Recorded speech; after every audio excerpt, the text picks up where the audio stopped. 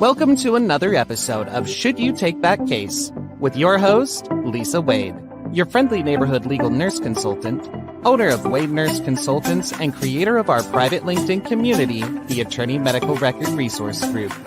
That is where we get all of our stellar attorney guests. The goal of our show is to be a resource for legal professionals who pursue medical cases by sharing their experience and insights as defense or as plaintiff attorneys. You can catch prior episodes at www.wadenurseconsultants.com/blog on LinkedIn and on Apple Podcasts, Spotify, Google Podcasts, and more. Now here's the host of Should You Take That Case, Lisa Wade.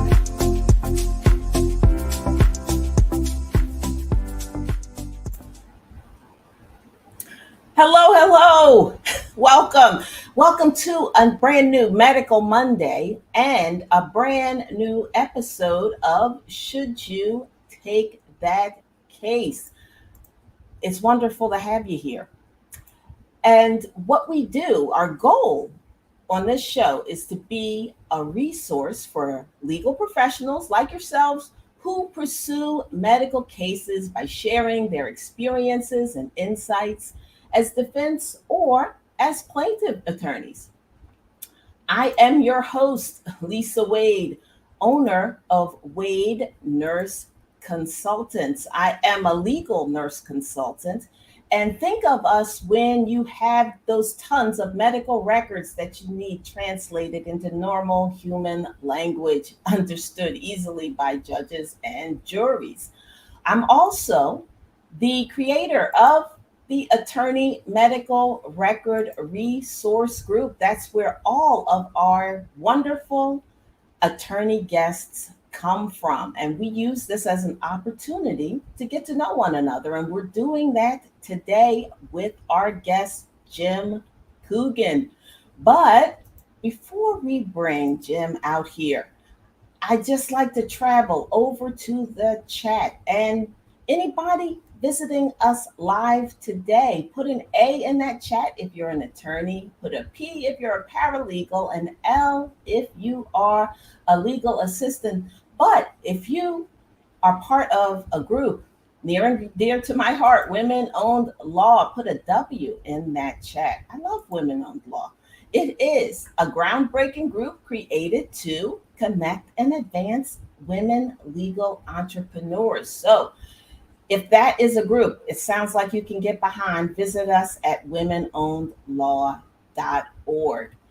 And I want to thank everybody that is listening live or on the replay. Thanks for taking so much time out of your very busy days to be with us. And now I'm going to introduce our guest. Jim Coogan graduated from the DePaul University College of Law in 2006. He began his legal career working as an injury trial lawyer for what was then Dwyer, McCarthy and Associates in Chicago, Illinois. In 2015, he became law partners with Patrick Dwyer, and the firm became Dwyer and Coogan. And Jim took over as managing partner and lead trial lawyer.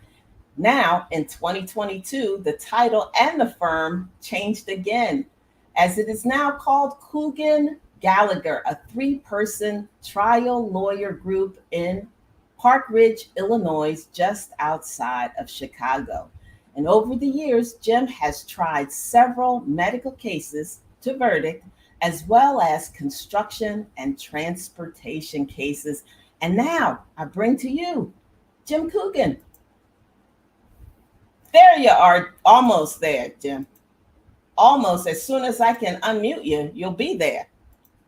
Oh, heavens, we can't unmute the guests because they choose to mute themselves. There you go, Jim. Are you there? I'm here. All right, wonderful. Well, few technical difficulties. We can get past that. Thank you for coming, Jim. It's my pleasure, Lisa. Thanks for having me here. Oh, yay. Well, how's the weather out there? Can't complain. It's pretty, it's sunny, it's not oppressively hot. So for August in Chicago, this is good. It's probably high 70s or something. Well, Well, excellent. Well, summer in Philadelphia, it's stifling. So there you go. It normally would be here, so that's why I'm saying there's nothing we can complain about. This is very nice. All right. Well, I want to get to those questions that I have about medical records and what the heck you do with them when they start flooding in when you have a case. But first, tell me a little more about you, Jim. Tell me how you became an attorney. What led you to that? What led you to this area of practice? And go as far back as childhood if you need to. Tell us all about you. I think I can get a little bit more abbreviated than going back to age 2 or 3. But I will say this: I was always very interested in medicine.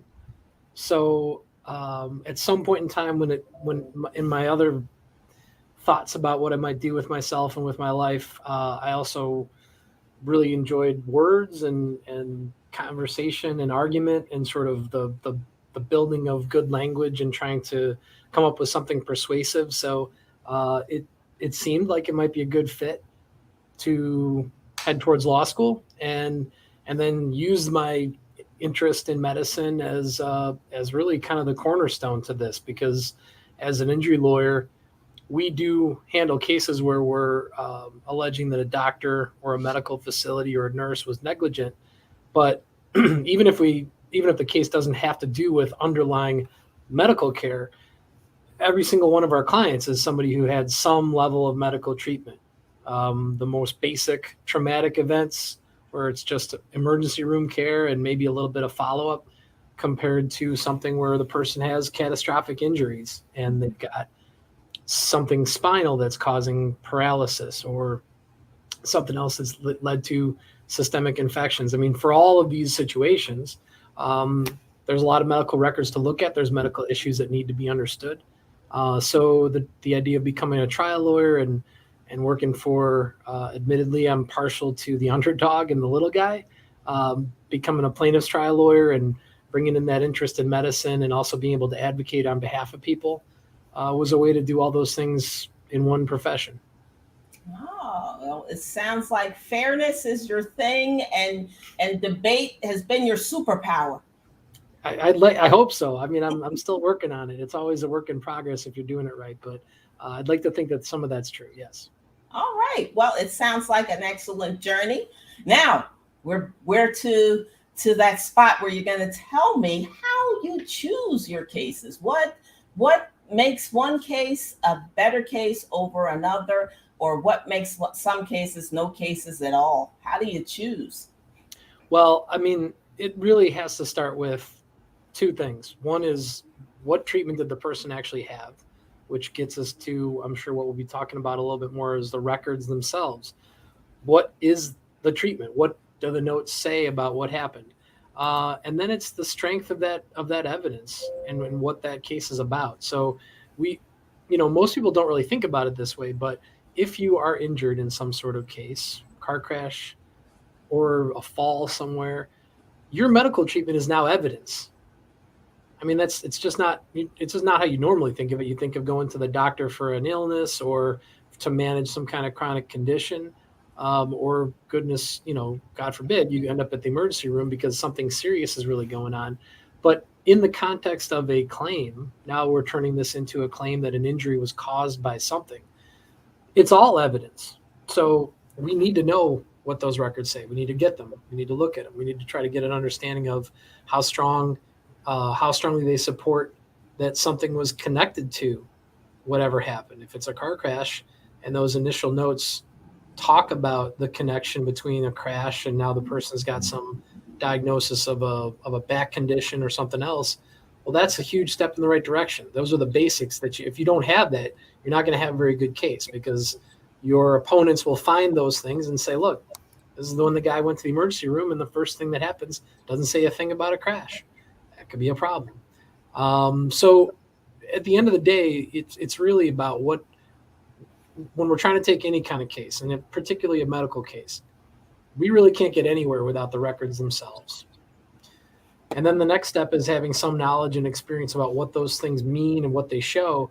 But, even if we've handled a medical cases over the years, I don't pretend to be anywhere near as qualified as a nurse or a doctor. So the next step always requires some consultation with the people who know best. And then we can try to piece the rest of it together. And it's basically research and the records, research and learning in the records. Mm-hmm. Yeah, it sounds like the records hold all the secrets. I mean, they do. It's the truth. You know that as well as anybody. If it's not there, then it's going to be very difficult to prove that it happened. And if it is there, you got to deal with it. Either it's going to be something that's strengthens what you're dealing with or possibly weakens your case if depending on what that note is, what that test showed, when it was done. I mean, it's they paint a very vibrant picture, but you have to know whether those details are supportive of your claim or not. All right. Oh, and when those records, mentioning those records, when they all start piling in, do you have a special protocol or a specific process that you use to weed through them to get all the good information that you need to guide you in your case? Yeah, I mean, that's a critical component. So for us, we it kind of depends on the case. So there's not necessarily one cookie cutter approach to this. But at a minimum, some lawyer has to look at those records in some fashion. Now, there might be thousands of pages for a particular patient if they had an extended hospital or rehabilitation stay.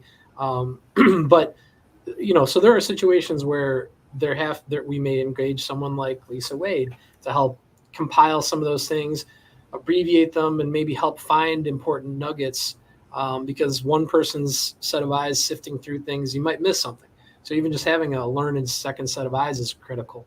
But it's still important for us that the lawyer who's going to be working on that case, they have to look at those records themselves. It's not enough just to be relying upon even good summaries or chronologies that might be created, because at the end of the day, we're going to have to face what that stuff is, what actually is written in there. So we absolutely incorporate people who help us by summarizing some of the records. I'm very thankful for the advent of electronic medical record systems. There's certainly some give and take. Now you've got a huge volume of more raw stuff than you might have had 15 years ago. 15 years ago, I wasn't quite doing this, so maybe I can't speak exactly to that time. But I know when I first started doing this, most of the records were written. They were still handwritten, even hospital chart notes. And so the contrast in terms of how easily you can comb through them if they're searchable is obviously a huge piece of the puzzle that can make life a lot easier when we're dealing with electronic medical records. But even then, it always comes with that caveat. You still have to know what's in there and still look at them carefully and not skip over and just find the good parts. Otherwise, you might have holes in your case that you didn't know about, and you certainly don't want to fail to know. Then you're not going to be able to develop a plan, and you can't really advise your client about weaknesses that they have to know about. Even if you tell them what the strengths are, they need to know, well, here's some other issues. Here's some possible defense theories that might come out of these records because of this other test that came in after the original thing that we're saying should have been done differently. Mm-hmm. Excellent. It's good to have a process and a procedure and a way to dive in to get the information you need. When you do start dealing with or looking into those records, is there something that you find really troublesome or very frustrating about dealing with them? If you have a pet peeve, what is that? Well, I would have to say that just, again, because every client's records, it's not just medical cases, even the folks with a work injury, and it's a simple, I always put that in quotes because there's really nothing simple about doing legal representation for somebody. But even for something that's supposed to be simple, obtaining records is a real pain. I mean, it's a challenge. There's some federal laws that we try to take advantage of and use that as part of our process. We've used outsourcing before with companies to try to help us acquire them. It seems like the process is still, no matter who's doing it or how we try to reconfigure it or try to work the variables, it's still a slow process and it's still a frustrating process. So less than ideal in terms of acquiring records, but that's probably the thing that drives me the craziest, because we've tried to throw a lot of different combinations of solutions at it, and it's still a bugaboo, and it's still something that ultimately the problem is then it holds up the rest of the process. If you're trying to determine whether somebody might have a medical case, that's going to take a lot longer than your average car crash case. There's not nearly as many questions about, well, what's the duty here? The duty is to follow the rules of the road. Most people know that. When it comes to standard of care for some doctor, well, it's going to be a lot more complicated. And if you can't even get the records, then you're just sort of waiting before you can start the process of examining what's there. Mm-hmm. Those delays can be annoying. I understand. And you've given so much good information, so much wonderful knowledge and experience. Is there anything that you've missed? Any other nuggets of advice or knowledge that you can impart to those new or veteran attorneys out there when they're deciding if they should take these kinds of cases that come their way? Sure. I mean, I think that at the end of the day, especially for medical cases, and nursing care cases are a little bit less complex, if only because the issues are usually the same kinds of issues. It's sad, but we see the same things happening, whether it's failure to do adequate nutrition, failure to do adequate fall protections, those kind of things. They tend to be the same kind of issues. So as compared to medical, it's less novelty in nursing cases. But either way, you're talking about a professional standard of care. The thing that you really should be doing at the end of the day or somewhere along your evaluation process is talk to people who aren't doctors and aren't nurses about it. We need the people who are professional consultants.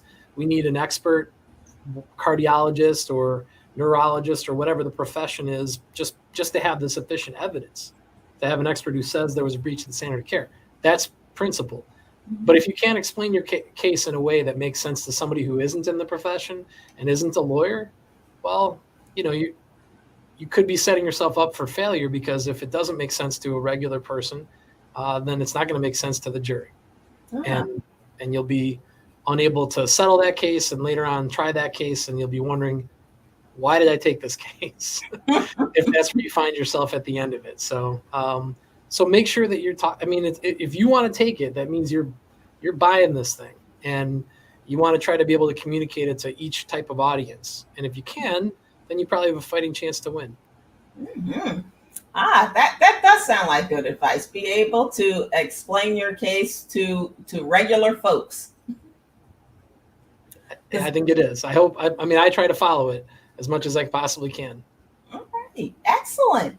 Well, you are full of knowledge nuggets today, and I'm sure they are appreciating that out there. And now it's time for that little part of our show where we do a little Q&A, if you're ready for that. Yeah, if there's anything I can answer, I'd be happy to. Excellent. Well, while people are out there getting together their questions, getting ready to put them into the chat, into the comments box, it's time for what I call a little sponsor break. So while everybody's getting that together, I'm going to tell everybody a little bit about Wade Nurse Consultants and what we do here, and then we'll be right back to Jim. And without a review and summary of the medical records, it may be harder for you personal injury and medical malpractice attorneys out there to decide if you should take some of those cases that come your way. And here at Wade Nurse Consultants, we give attorneys a 1 to 2 page synopsis and opinion regarding the merits of those medically related cases by using my 30 plus years of nursing experience to make quick work of those medical case screenings. So if you're watching this and you already have a nurse paralegal on the payroll, this isn't for you. But if you have some cases or that have medical issues that you need to get clarity on, this is what you need to do. Right now, we are offering a free 20-minute medical record strategy call to help you hone an efficient, timely, and cost-effective routine around your medical cases. So you'll find in the description box of this YouTube channel a link to call and schedule a consultation. Now, back to Jim and the little Q&A. Let's see, Jim. Let's take a look. Do we have any questions in the chat? Not yet, but that happens sometimes, but we are prepared. We are going to take your contact information, put that inside the description box of this YouTube channel. And when somebody is catching this on the replay and they have a question for you, they can just scoot it over to you and send it to you directly. Does that sound like a plan? Happy to do that. Absolutely. Excellent. Excellent. Well, it's a pleasure having you here today. And I do have one question for you. Are you going to come back again? If I'm invited, I'd be happy to. No, it's my pleasure, Lisa, for sure. Excellent, excellent. I'm so glad. So since we don't have any questions today, I think we're going to get ready to wind up.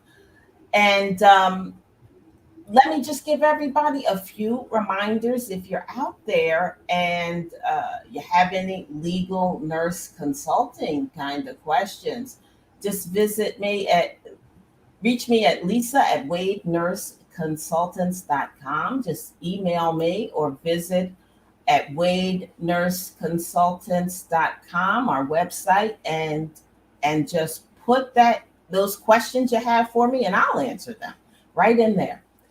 And if you are watching this, please like us, subscribe to this YouTube channel, but most of all, get ready and catch us next week, Monday, 5:15 p.m. for another episode of Should You Take That Case? See you then. Thanks for watching and listening to another episode of Should You Take That Case with your host, Lisa Wade, your friendly neighborhood legal nurse consultant, owner of Wade Nurse Consultants, and creator of our private LinkedIn community, the Attorney Medical Record Resource Group. That is where we get all of our stellar attorney guests. The goal of our show is to be a resource for legal professionals who pursue medical cases by sharing their experiences and insights as defense or as plaintiff attorneys. You can catch prior episodes at www.wadenurseconsultants.com/blog, on LinkedIn, and on Apple Podcasts, Spotify, Google Podcasts, and more. Thank you for subscribing to our YouTube channel and sharing this show with others.